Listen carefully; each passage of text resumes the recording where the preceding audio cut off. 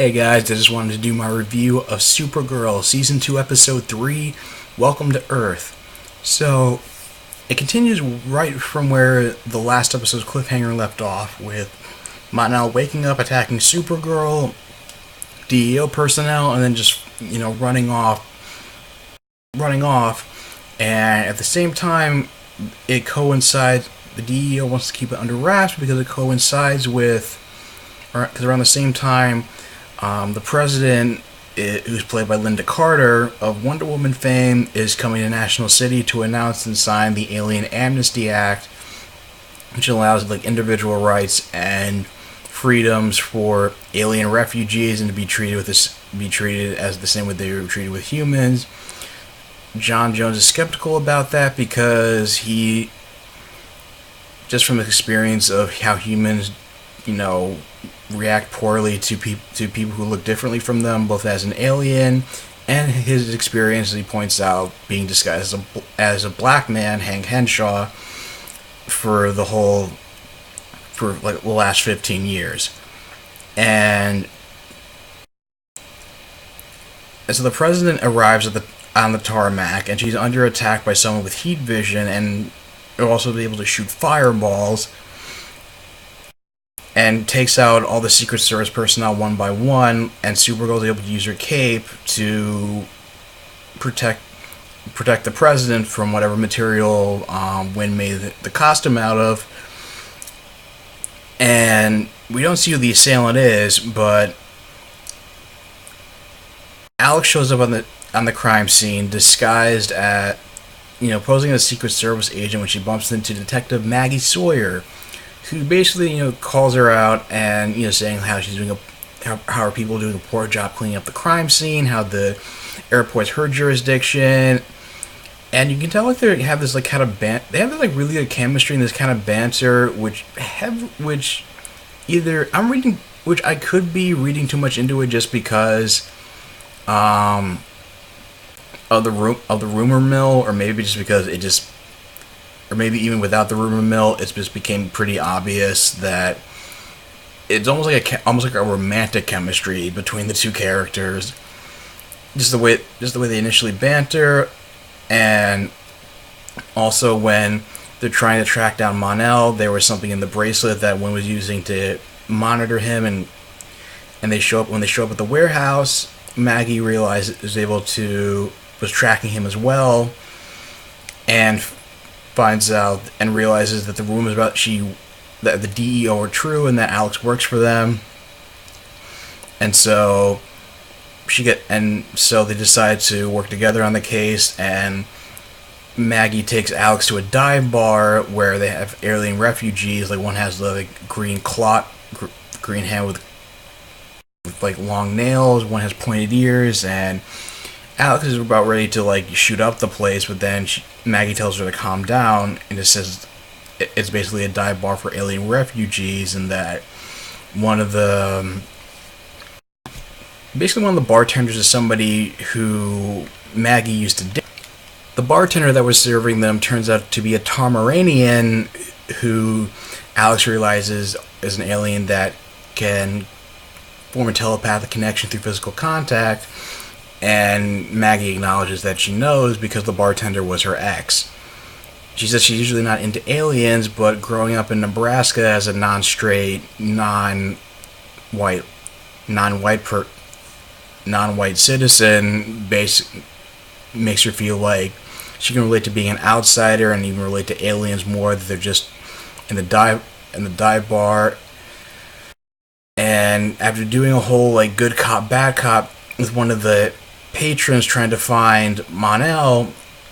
they realize he's trying to send a signal to Daxam, his home planet, and Kara recognizes the name and immediately heads off to beat his ass, even though Monel doesn't try to put up that much of a fight because he doesn't want to hurt anybody, but Kara doesn't believe him because of the fact that we learned that Kryptonians and Daxam might have a bad history, and that they went to war with one another for reasons unexplained, in which one side blames the other for causing it. As Kara describes it, Krypton was a planet full of was with democracy and full of like scientists and explorers, and Daxam was a monarchy where kings and queens ruled over hoodlums. And I kind of like Mon-El though, and the very I like both characters actually. I like Mon-El and I liked Maggie. She definitely seemed like the action girl who, is kind of very like nonchalant and obviously a bit of pretty agreeable, bit for the most part, a bit of a flirt. It seems like, and Mon-El because he's very like sarcastic and nonchalant when Supergirl's interrogating him and asking for a drink that I don't remember what it was called, something ale that's not available on Earth, and he basically realizes, you know what, you already formed your preconceived notions about me, so there's probably no point of like talking to you at this point. But I could use that ale though, and it caused like a lot of parallels, because as a reporter, Kara interviews Lena Luthor and how she developed this portable thumbprint technology that allows people to identify who's human and who's alien, and Kara has to short circuit it with her heat vision for when Lena asks her to test it out to make sure she gets a false positive, and then Snapper Kara is still being an asshole but has genuine reasons to be, is for one calling Jimmy out for creating a headline, creating a lead without writing a story first, and so he's the one who like encroaches on who kind of like asserts his authority sort of, and starts assigning people to assigning the investigative division to different reporting different stuff about the Alien Amnesty Act and with the president and what it's going to mean for socioeconomic stuff like that, and calls out Kara for writing a clearly biased article about Lena Luthor's technology, in which she's forced to rewrite it, and has a talk with Lena Luthor about how even though she accepted the fact that some people are bad, including Lex, who tried to kill her in the first episode of the season, and you can't save them even when you try, and then of course, I guess she takes it the wrong way, and that's why she acts that way towards Mon-El. I'm not sure. But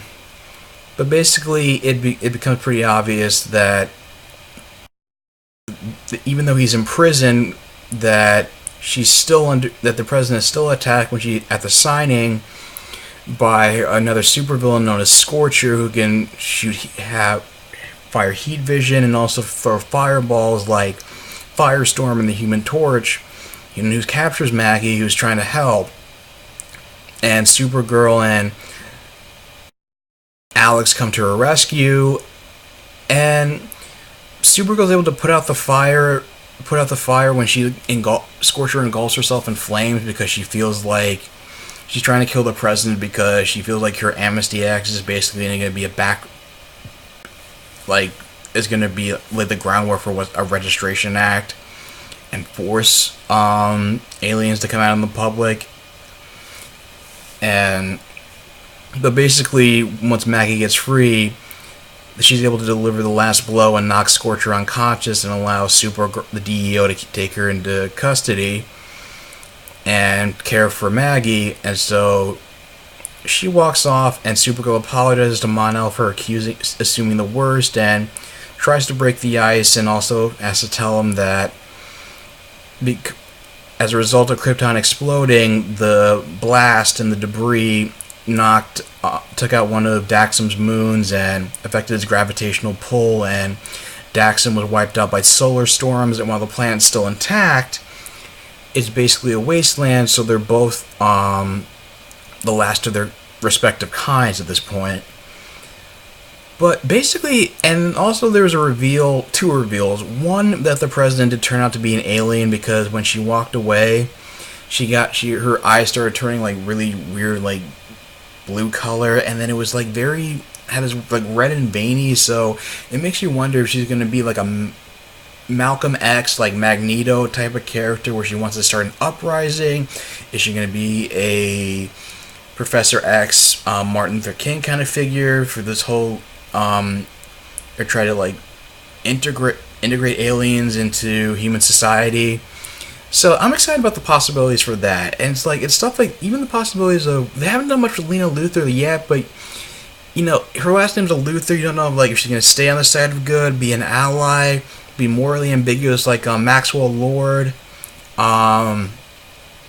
then also with Mon-El, being introducing a character who's kind of as like sarcastic and nonchalant. It seems like it could be like a love interest for Supergirl, possibly, especially since they're both from two races who didn't get along. And the whole theme of the episode is, prejudice and not judging a book by its cover, which, maybe a little bit come off a little bit heavy-handed, and they didn't touch it, maybe a little more heavy-handed than in, say, the X-Men. Like, they didn't acknowledge the parallels about mutants being mutants having to go through the same prejudice as minorities in universe. But anyway, it works here. There's there's that possibility. Again, the possibility is that it really seems like have hinted that Alex and Maggie might be a thing, and I don't know. I just think this is like I think this is the best episode so far. One of my favorite episodes of the show. Like even more than the last couple episodes with Superman. And I was like worried about, is this show going to be able to hold its own without Superman from the two-parter? And so far, I feel pretty confident about it, and that this show could, this season could blow season 1 out of the water, and there's a lot of possibilities, a lot of good storylines. I hope the writers take advantage of and take in some good directions. Otherwise, I think this is going to be a really strong season, and that may give even the other shows on the CW a run for their money. So, what do you guys think? Do you think Maggie and Alex are going to be an item? Do you think Mon-El and Supergirl are going to be an item? What do you think the president's plans are? Let me know your thoughts in the comments down below. If you like this. And also, what do you think of the reveal of one of the bartenders turning out to be Miss Martian and being the last daughter of Mars? Let me know your thoughts in the comments down below. If you like this video, like, share, and subscribe, and I will talk to you guys soon. Take care.